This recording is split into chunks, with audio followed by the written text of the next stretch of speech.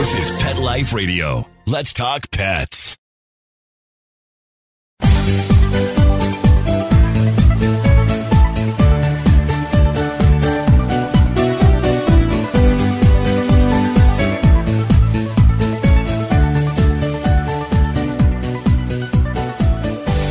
Pet lovers, welcome to Best Bets for Pets. I'm your show host, Michelle Fern, and I have a special guest today with me, another show host. She hosts Unleashed, and it is Cheryl Kaye. We're going to talk about something that I am so passionate about, the summer and heat, and what you should be aware of.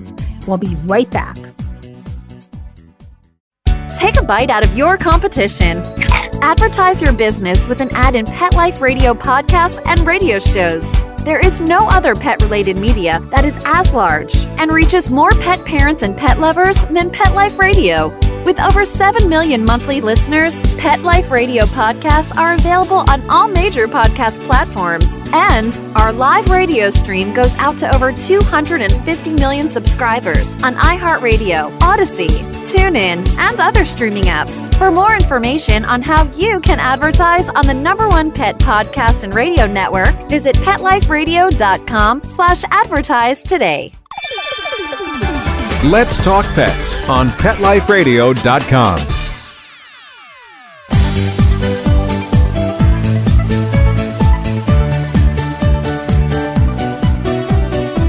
Welcome back. We have a great show. I'd like to welcome Cheryl Kaye. Welcome. Thank you for having me. So, Cheryl, I've done a lot of shows when we talk about summer because it's something that I'm so passionate about. I mean, I'm in a very hot place, but, you know, there's heat conditions all over. And every year you hear some horrible story about people forgetting their pet. They left their pet in the car they or just something. did it today. And it's just, it's 100 crazy. degrees. They went to the beach. There's certain things you really need to be aware of for dogs and for cats, especially for cats, because cats don't pant like dogs do.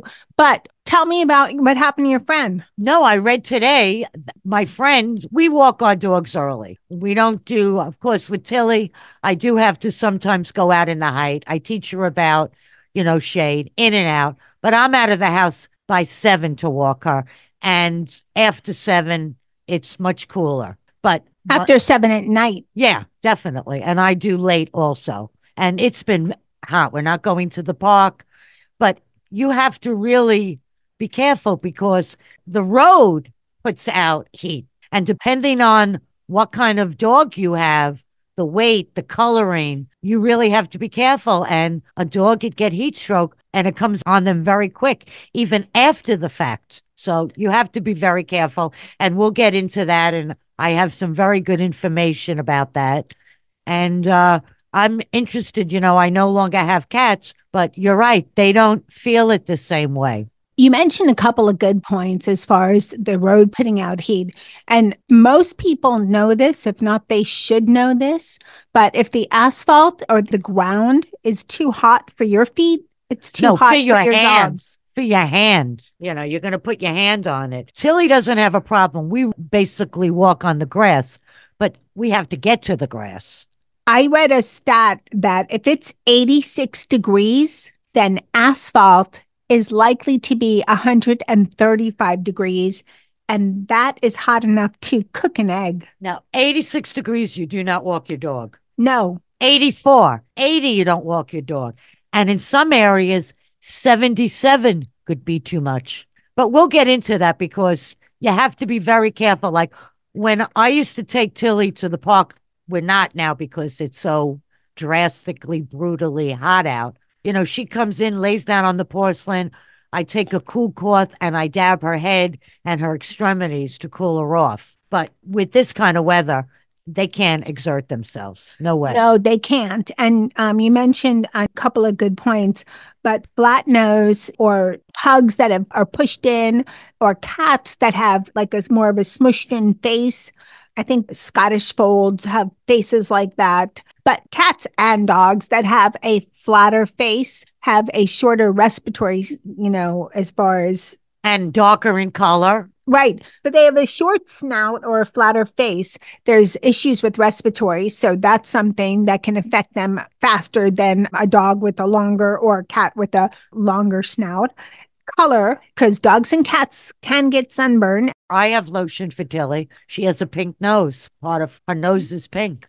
They sell that for Tilly, dogs. you have to, and they do have doggy sunscreen. That's what I have. And cats, I mean, cats have litter boxes, so you're not really walking. Some people walk their cats. You're not really walking cats as much. But one of the good things with cats is that they're inside. Generally, if you have a catio, hopefully it's in the shade and it's screened. Well, it must be screened in if it's a catio, and you have a fan there. But there's certain times of days when my cats and it's screened in, there's a big fan above, but they don't want to be out. And that I'm fine with that, because days that are very humid, if it's hot for you, it's hot for your pets. Well, humidity is really the killer. But also in very dry places, like in the deserts, Arizona, more desert part of LA, like Palm Springs, you can get heat stroke fast. It happens to us two-legged people. It could happen within maybe 20 minutes or so. But we know the symptoms and we could say, I feel queasy. I feel this. It's time to go in. Your dog or cat is not going to know that.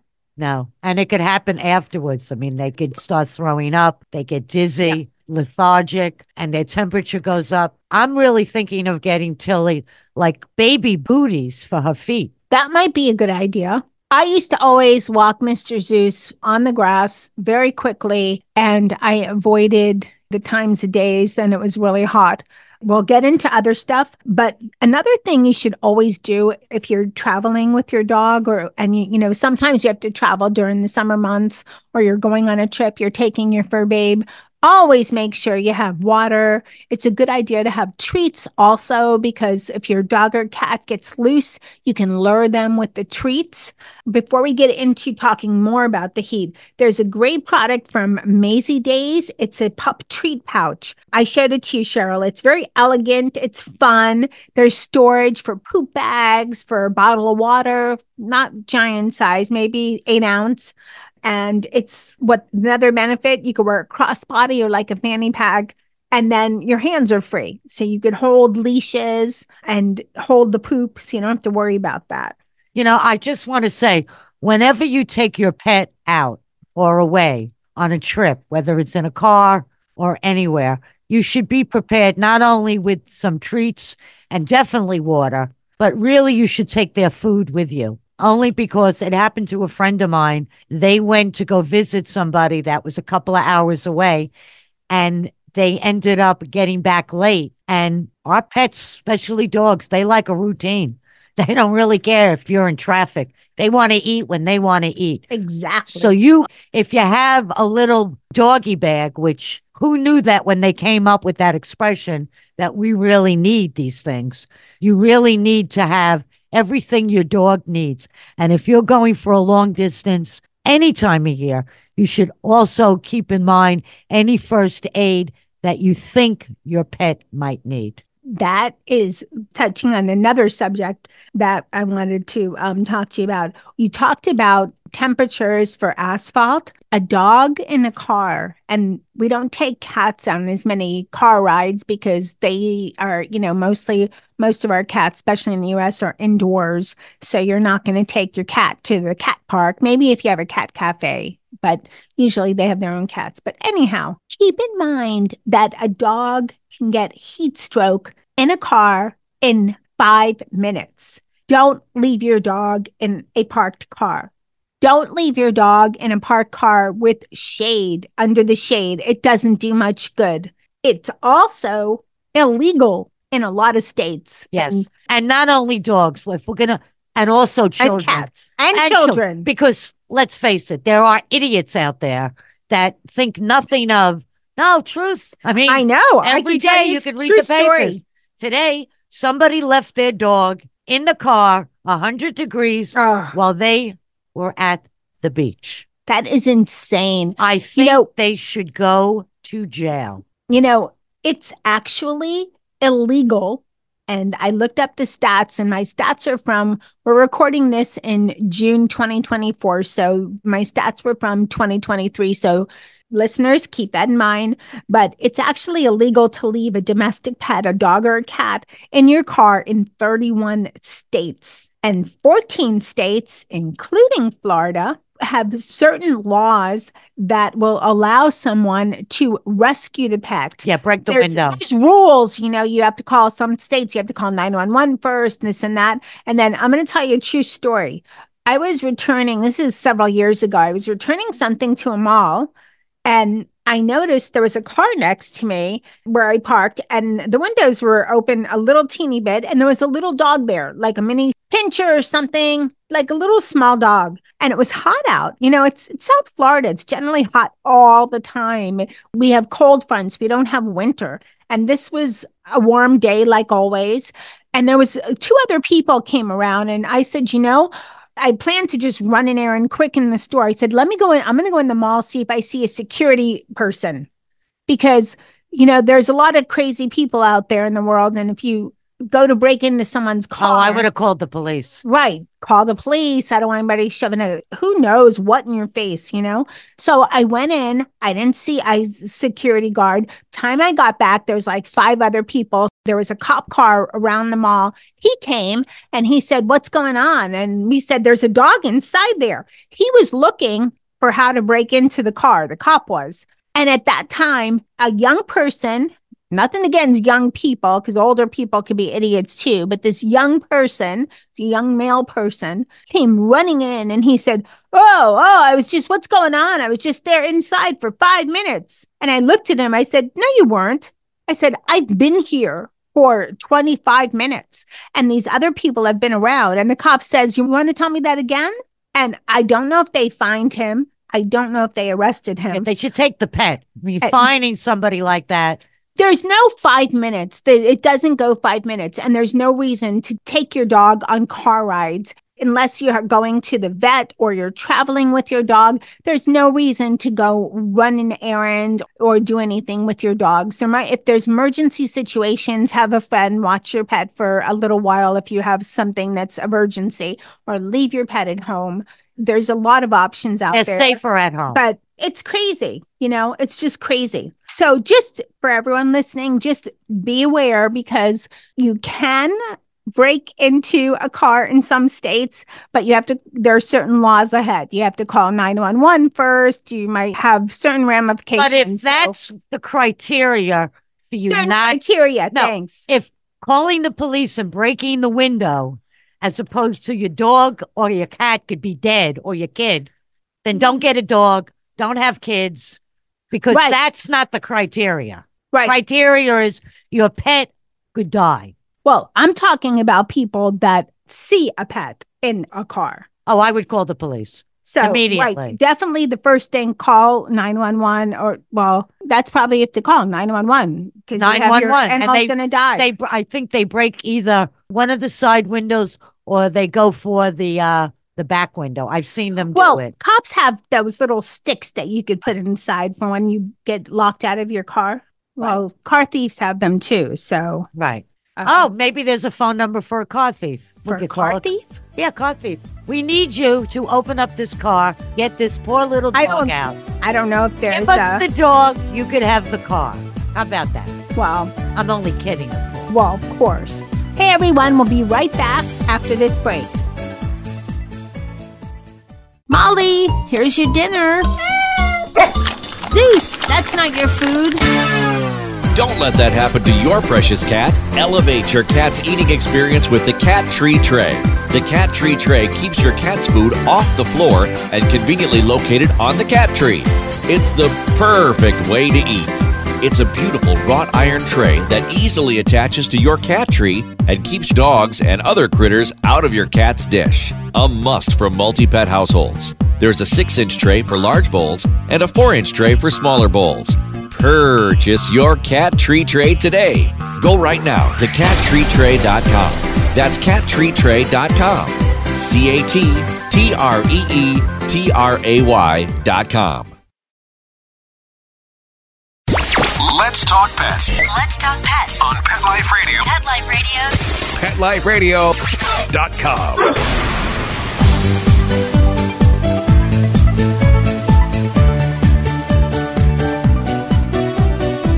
Welcome back, everyone. We're talking about how to take care of your pets in the summer when it's hot. What to do, what not to do. Mostly what not to do. So let's talk a little more about cats. People don't always, they think because, image of cats and it's warm and sunny and cats like heat. Yeah, they do. They like it a little warm. But cats get overheated just like dogs. Most of us, especially in the US, have indoor cats. So you should make sure the temps are not, if you're watching your AC, don't go higher than 80 degrees. So 78 to 80 is the warmest it should be if you have cats in your home. Also, keep in mind for cats, they don't pant like dogs where you know that, they're hot. So if your cat's panting, that's not a good sign.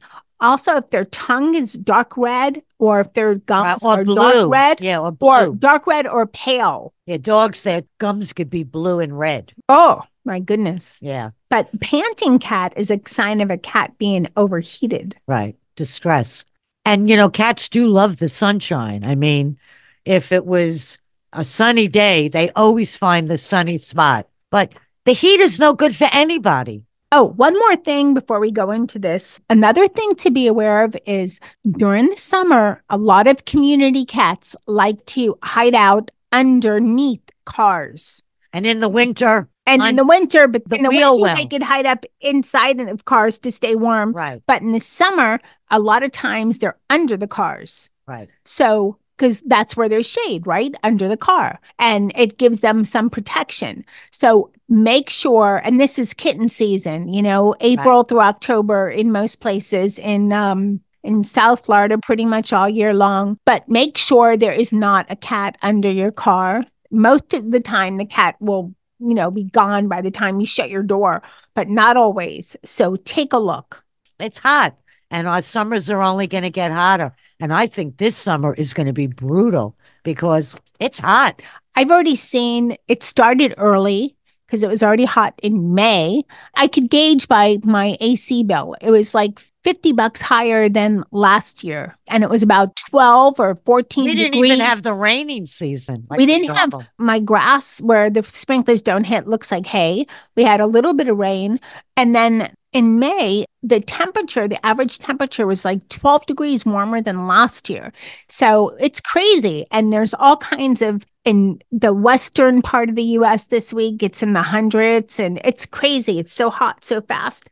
There's another thing I want to talk about that people think that this is okay. Don't leave your dog or cat in the car with the AC running, and don't leave kids in the car with the AC running unless they're older kids, like maybe 14 or 15, older, because especially some people will say, I left the car running, but my pet's in there. A lot of cars, I mean, some are a little bit, you could put the parking brake on. They're not just going to start rolling. But I have seen more than once and heard about this more than once, a cat or dog jumping around and something gets jostled and the car just starts moving. I mean, I could tell you honestly, one time coming back from the dog park with Tilly, I ran to get gas, which is 2 seconds in to give them the money, and then I start to pump. We're talking 2 seconds because I park right in the front. And when I opened up the door to put my bag back in, she jumped out. I grabbed her, but no. You have to be responsible. You can't put it on anybody else like you're going to entrust a 12-year-old not to play around. That's like somebody entrusting a 12-year-old. I locked the gun up, but they can find it. It's also illegal to leave your dog in a running car with AC on. I mean, I know that in Florida, it's a $500 fine. So definitely something to keep in mind. Right. And if you are doing something to where you have to run in, run out, like you had to do with gas. I once had to travel during the summer months, and I was traveling with my dog across the country. When I ate, I did drive-throughs. I shared with her. I did that when I came down to Florida with my cats. I had to eat at places where I could pull in and get it right out of the car. I could not go into a place. No, you have to do drive-throughs or else forget it. And side of the roads. But I want to just say before I forget, senior dogs, and puppies are much more susceptible to heat than, say, a younger dog. And kittens and older cats. Right, right. And that's a great point. It's just like people, infants and super seniors, they're more susceptible to heat as well. Well, we have to be Like we us have to two-legged. be aware. I mean, I wear hats, I wear sunglasses. You have to be aware now because the climate, I'm not looking to spout about climate change, but I see a change and I've been living down here now 18 years. It's different. We didn't have our rainy season. It's hot out. It's really hot. Humid too. It's hot, it's humid, and you need to be responsible pet parents. And hopefully, if you guys are parents, you're responsible parents as well.